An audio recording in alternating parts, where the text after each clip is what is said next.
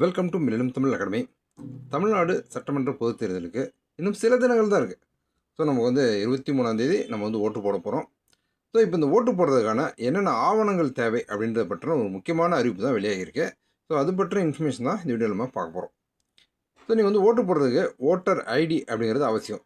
அது இல்லை அப்படின்னா, வாக்காளர் அடையாள அட்டை இல்லை அப்படின்னா நம்ம எந்த ஆவணங்களை பயன்படுத்தி ஓட்டு போடலாம், அது பற்றின இன்ஃபர்மேஷன் தான் இந்த வீடியோவில் நம்ம பார்க்க போகிறோம். ஸோ வீடியோவை ஸ்கிப் பண்ணாமல் பாருங்கள். நம்ம சேனலை சப்ஸ்கிரைப் பண்ணிக்கோங்க. இந்த யூஸ்ஃபுல்லான வீடியோவை உங்கள் ஃப்ரெண்ட்ஸ் நிறைய பேருக்கு ஷேர் பண்ணுங்கள். ஸோ 2026 தமிழ்நாடு சட்டமன்ற பொதுத் தேர்தலில் ஓட்டு போடுறதுக்கு நமக்கு இப்போ வெளியே இருக்கக்கூடிய இறுதி வாக்காளர் பட்டியலில் நம்மளுடைய பெயர் இருக்கணும். அது மட்டும் இல்லாமல் நமக்கு வந்து வாக்காளர் தகவல் சீட்டு, அதுதான் இந்த வருஷம் 2026 சட்டமன்ற பொதுத் தேர்தலுக்காக நமக்கு வந்து அதாவது வாக்காளர்களுக்கு கொடுக்குறாங்க. ஸோ கடந்த வருடங்களில் நமக்கு வந்து பூத் ஸ்லிப், அதாவது புகைப்படத்துடன் கூடிய பூத் ஸ்லிப் வந்து கொடுத்தாங்க. இப்போ வந்து வாக்காளர் தகவல் சீட்டு, வாக்காளர் பற்றின தகவல் எல்லாம் இருக்கும், ஆனால் புகைப்படம் இருக்காது. ஸோ அந்த வாக்காளர் தகவல் சீட்டை நம்ம வந்து வச்சுருக்கணும்.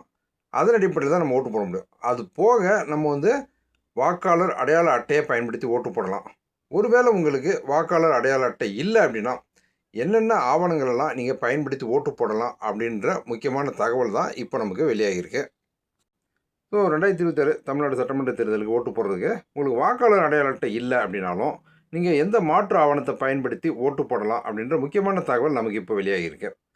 தேர்தல் ஆணையம் அங்கீகரிக்கப்பட்ட 12 மாற்று ஆவணங்களோட பட்டியலை வெளியிட்டிருக்காங்க. ஸோ இதில் இருக்கக்கூடிய ஏதாவது ஒரு ஆவணத்தை பயன்படுத்தி நீங்கள் வந்து ஓட்டு போட முடியும். ஸோ அது என்னென்ன டாக்குமெண்ட் அப்படின்றத நம்ம பார்க்கலாம். முதல்ல வந்து ஆதார் கார்டு. ஸோ மேக்ஸிமம் எல்லாருக்குமே ஆதார் கார்டு இருக்குது, அதை பயன்படுத்தி நம்ம ஓட்டு போடலாம் அப்படின்னு சொல்லியிருக்காங்க. அல்லது 100 நாள் வேலைத்திட்ட அடையாள அட்டை. ஸோ வந்து உங்களுக்கு கிராமப்பகுதியில் இருக்கவங்களுக்குலாம் மேக்ஸிமம் 100 நாள் வேலைத்திட்ட அடையாள அட்டை இருக்கும், அதை பயன்படுத்தியும் நம்ம வந்து ஓட்டு போடலாம். மூணாவது பேங்க்கு, போஸ்ட் ஆஃபீஸ், அதில் வழங்கப்பட்ட அந்த கணக்கு புத்தகம். ஸோ பேங்க் பாஸ்புக்கு அல்லது போஸ்ட் ஆஃபீஸில் வழங்கப்பட்ட அந்த பாஸ்புக்கு, ஸோ அதில் ஃபோட்டோ பயன்படுத்தப்பட்டிருக்கணும் அப்படின்னு சொல்லியிருக்காங்க. ஸோ அதை பயன்படுத்தியும் நீங்கள் ஓட்டு போடலாம். மருத்துவ காப்பீட்டு திட்ட அட்டை, ஸோ அதையும் நீங்கள் பயன்படுத்தி ஓட்டு போடலாம்.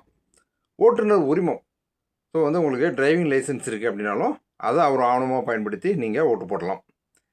பேன் கார்டு, ஸோ நம்ம வந்து நிரந்தர வங்கி நிரந்தர கணக்கு எண், ஸோ அந்த பேன் கார்டு பயன்படுத்தி நம்ம வந்து ஓட்டு போட முடியும். அதுபோக ஆர்ஜிஐயால் வழங்கப்பட்ட ஒரு ஆவணம், அதையும் நம்ம வந்து பயன்படுத்தி ஓட்டு போடலாம் அப்படின்னு சொல்லியிருக்காங்க. அதுபோக நம்ம பாஸ்போர்ட், இந்திய அரசினுடைய பாஸ்போர்ட்டை பயன்படுத்தியும் ஓட்டு போட முடியும்.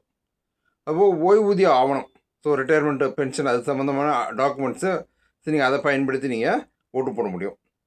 அதுபோக பணி அடையாள அட்டை, ஸோ நீங்கள் வந்து ஸ்டேட்டு சென்ட்ரல் கவர்மெண்ட்டில் ஒர்க் பண்ணுறீங்க அப்படின்னா ஸோ அந்த ஐடி கார்டை பயன்படுத்தி ஓட்டு போடலாம்னு சொல்லியிருக்காங்க.